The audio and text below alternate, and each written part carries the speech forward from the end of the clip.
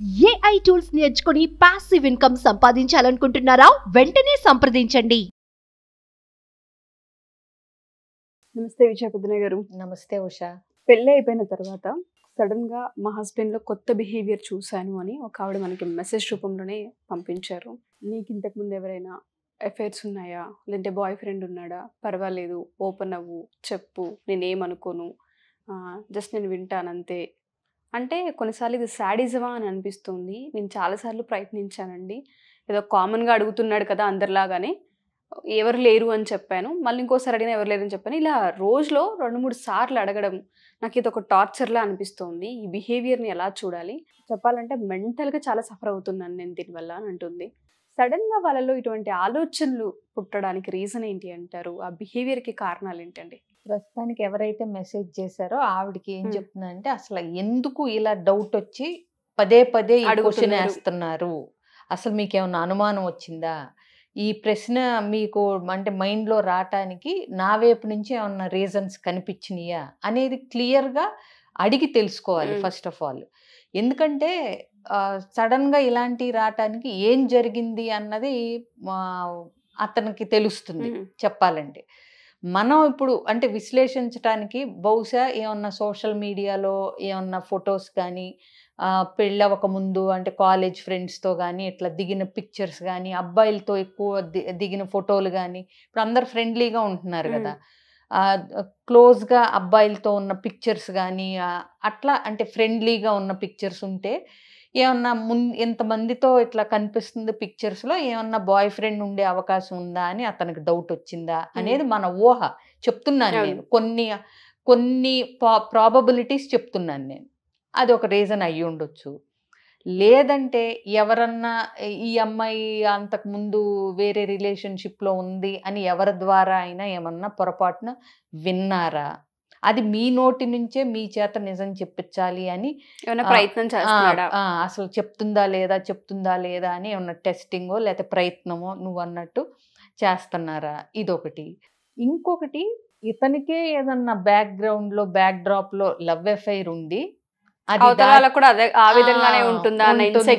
Exactly ఈ కూడా ఉంటాయి, ఈ లక్షణాలు కూడా ఉండొచ్చు. ఎందుకంటే అమ్మాయి చాలా క్లియర్ గా చెప్పింది విషయం, నాకు నిజంగానే ఏ అఫైర్ లేదండి, నేను తన దగ్గర కూడా ఇంతే జెన్యూన్ గా చెప్పాను. సో అలాంటప్పుడు ఏంటంటే అడిగి తెలుసుకోవాలి కదా. ఆ తర్వాత అనుమానం జబ్బులు ఏమైనా ఉన్నాయా అనేది కూడా మనం రూల్ అవుట్ చేసుకోవాల్సి. ఇంకా మరి అంత క్లియర్గా చెప్పిన తర్వాత ఇవి అతనికి ఎందుకు అనుమానాలు వచ్చి ఉండొచ్చు అనేది నేను ఒక 3 కారణాలు చెప్పాను. అయితే త్రూ ఫొటోస్ కానీ, త్రూ ఎవరి పాస్ట్ అన్న వింటం కానీ, లేదంటే ఇతనికి ఉండి అదే డౌట్ ఇప్పుడు మనకు ఉండే అలవాటు అవతల వ్యక్తికి కూడా ఉంటుంది అనుకుంటాం మనం, అది అయి ఉండొచ్చు. అలా కాకుండా మీకు జెన్యూన్గా ఏ రిలేషన్షిప్ పాస్ట్లో లేకుండా అతను పదే పదే వేధిస్తుంటే కనుక అది మరీ ఇబ్బందికరంగా మారి ఇది ఒక టార్చర్ కింద అనిపిస్తుంది అన్నారు.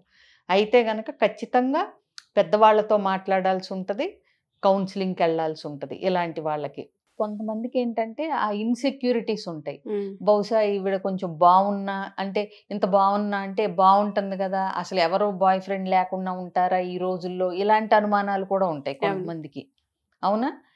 సో ఇవన్నీ ఊహించుకునే బదులు ఏంటంటే క్లియర్ కట్గా బౌండరీస్ సెట్ చేయగలగాలి. ఈ అమ్మాయి కూడా అడగమన్నాం, అడుగుతారు, అదేం లేదు ఎందుకు అనేది అతనేం చెప్పినా చెప్పకపోయినా తర్వాత క్లియర్గా ఈ అమ్మాయి బౌండరీస్ సెట్ చేసుకోవాలి.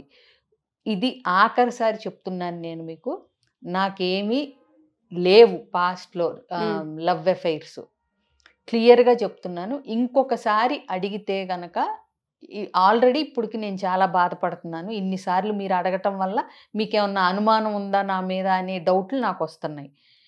ఇంకా మీరు ఇలాగే అడుగుతూ ఉంటే కనుక ఈ విషయాన్ని పెద్దవాళ్ళ దాకా నేను తీసుకెళ్ళి మాట్లాడతాను, మీ పేరెంట్స్తో మా పేరెంట్స్తో.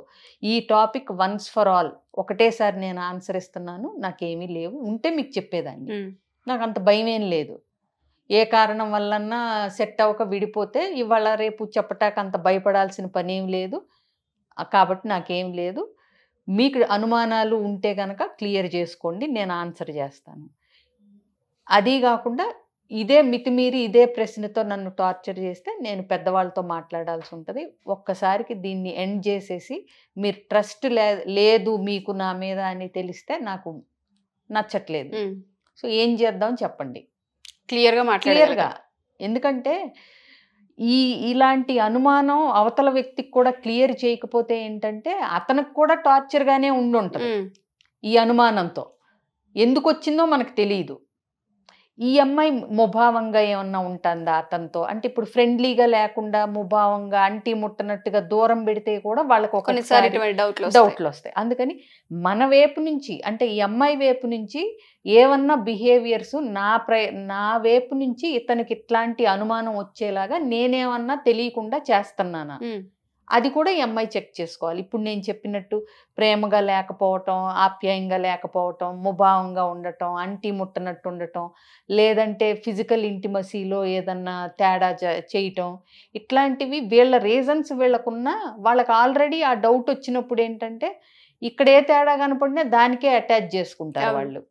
అందుకని ఈ అమ్మాయి కూడా ఏంటంటే ఒకసారి నా వైపు నుంచి ఏమన్నా ప్రవర్తనలో అతనికి ఇలాంటి అనుమానం కలిగించే విధంగా ఉన్నాయా అనేది చెక్ చేసుకుంటాం బెటర్. చెక్ చేసుకుని అది కూడా అడగొచ్చు. మీకు ఎందుకు అనిపిస్తుంది అంటే నాలో ఏమన్నా తేడాగా అనిపిస్తుందా మీకు నా బిహేవియర్లో అంటే అప్పుడు అతను మరి నువ్వు నాతో ఎక్కువ మాట్లాడట్లేదు, నాతో సరదాగా ఉండవు, నాతో అందరితో బాగుంటావు, మీ ఫ్రెండ్స్తో, నా దగ్గరికి వచ్చేసరికి ముభావంగా ఉంటావు, ఇలాంటి ఏయో ఇన్సెక్యూరిటీస్ అతనికి ఏదన్నా ల్యాకింగ్ కనిపిస్తుంది అనుకోండి, ఓపెన్ అప్ అయ్యే అవకాశాలు ఉంటాయి. సో ఇదేంటంటే కూర్చుని ఫస్ట్ మీ ఇద్దరు మాట్లాడుకోండి. తర్వాత అది ఒక మామూలు డౌట్ నుంచి ఒక అనుమానం జబ్బు లాంటిదిగా ఉంది అని మీకు అనిపిస్తే పేరెంట్స్తో మాట్లాడండి, కౌన్సిలింగ్కి రండి. ఓకే. సో మీరు చెప్పినట్టుగానే కమ్యూనికేషన్ అనేది చాలా కీ అండి. ఎప్పుడు కూడా మీరు చెప్తుంటుంటారు. అవును. అవతల వాళ్ళు అడుగుతుంది ఏ పర్పస్, ఈ అమ్మాయి బిహేవియర్ ఏదన్నా వాళ్ళకి ఇబ్బందికరంగా అనిపించి అడుగుతూ ఉన్నారా, లేదా తనకేమైనా జ్ఞాపకాలు ఉండి అవతల వాళ్ళు కూడా అలాగే ఉండడం వల్ల అట్లీస్ట్ వీళ్ళన్నా ఓపెన్ అవ్వగలిగితే అవతల వాళ్ళపైన అనుమానం కాకుండా తెలుసుకునే ప్రయత్నం అని అనిపిస్తూ ఉంటుంది. ఒక మనిషి క్లియర్ గా నాకు ఏ పర్సనల్ గా ఎటువంటి ఇది లేదు అని చాలా క్లియర్ గా చెప్పిన తర్వాత కూడా అడుగుతున్నారంటే తెలియకుండానే ఎక్కడో క్యారెక్టర్ల పైన వెళ్ళిపోతూ ఉంటుంది. అంటే ఈ అమ్మాయి కూడా అడగగలగాలి అతను ఓపెన్ గా, భర్తే కదా, అసలు మీకు ఈ క్వశ్చన్ ఎందుకు వస్తుంది ప్రతిసారి అది ఫస్ట్ తెలుసుకోగలగాలి. పర్వాలేదు నేను అర్థం చేసుకోగలను, అసలు నాకు లేదు ముర్రో అంటున్నా మీరు పదే పదే ఈ ప్రశ్న వేయటానికి ఏంటి కారణం, నా వైపు నుంచి మీకు ఏమన్నా తేడా కనిపిస్తుందా, లేకపోతే మీకు ఏమన్నా అనుమానం వచ్చిందా, ఎవరన్నా ఏమన్నా చెప్పారా, అసలు ఎందుకు ఈ క్వశ్చన్ వేస్తున్నారు అనేది ఆన్సరు అతని నుంచి తెలుసుకోగలగాలి. మీరు అన్నట్టుగానే ఎప్పుడు కూడా క్రాస్ చెక్ చేసుకోవాలి. అడిగే ముందు ఏం అడుగుతున్నాం, ఎలా అడుగుతున్నాం అనేది కూడా చూసుకోవాల్సిన అవసరం చాలా ఎక్కువ ఉంది రిలేషన్షిప్. ఎందుకంటే అతను అనుమానం జబ్బుతో అడుగుతూ ఉండొచ్చు, లేదా ఇన్సెక్యూరిటీతో అడుగుతూ ఉండొచ్చు, లేదంటే ఎవరో చెప్పిన దాన్ని నమ్మి బాధపడుతూ అడుగుతూ ఉండొచ్చు, లేకపోతే ఈ అమ్మాయి ప్రవర్తనలో కొన్ని అలాంటి జెస్చర్స్ అంటే ఇష్టం లేనట్టుగా ఉండటం, ఇలాంటి ఏదన్నా ఉండొచ్చు. సో ఇవన్నీ మనం అవ్వచ్చు, ఉండొచ్చు, అనుకోవచ్చు అని మనం అంటున్నాం. అదేదో మాట్లాడితే క్లియర్ గా తెలుస్తుంది. తెలిసిన తర్వాత ఒక డైరెక్షన్ లో అప్పుడు మనం ఫోకస్ చేయొచ్చు, అతనికి ఎట్లాంటి ఐడియాస్ ఉన్నాయి దీని మీద అనేది. సో ఎవరైనా సరే మా ఈ వీడియో కనుక చూస్తే మీ రిలేషన్షిప్ లో పార్ట్నర్స్ లో ఏ ఇద్దరిలో ఒకరు కనుక ఈ విధంగా అడుగుతూ ఉన్నారు, దానికి ప్రతిసారి మేము హర్ట్ అవుతున్నాం అనుకునే ముందు అట్లీస్ట్ ఒకరు కాకపోతే ఒకరైనా ఓపెన్ అయ్యే ప్రయత్నం చేసి కూర్చొని అడిగితే సొల్యూషన్ చాలా ఈజీగా దొరుకుతుంది. అండ్ దానికన్నా ముందు లేదు మేము ఈ ప్రయత్నాలు చేసాం బట్ ఎక్కడో ఇబ్బందికరంగా ఉంది, సిచ్యుయేషన్ ఇంకోలా అనిపిస్తుంది అన్నప్పుడు కింద స్క్రోల్ అవుతున్న కాంటాక్ట్ నెంబర్ని కాంటాక్ట్ చేస్తే విజయ పెద్దనగర్ కౌన్సిలింగ్ మీకు అందుబాటులో ఉంటుంది. అది ఆఫ్లైన్ కావచ్చు, ఆన్లైన్ కావచ్చు. Thank you ma'am, thank you so much. Suman టీవీలో మీ పర్సనల్ అండ్ బిజినెస్ ప్రమోషన్స్ కోసం కింది నెంబర్కి కాంటాక్ట్ చేయండి.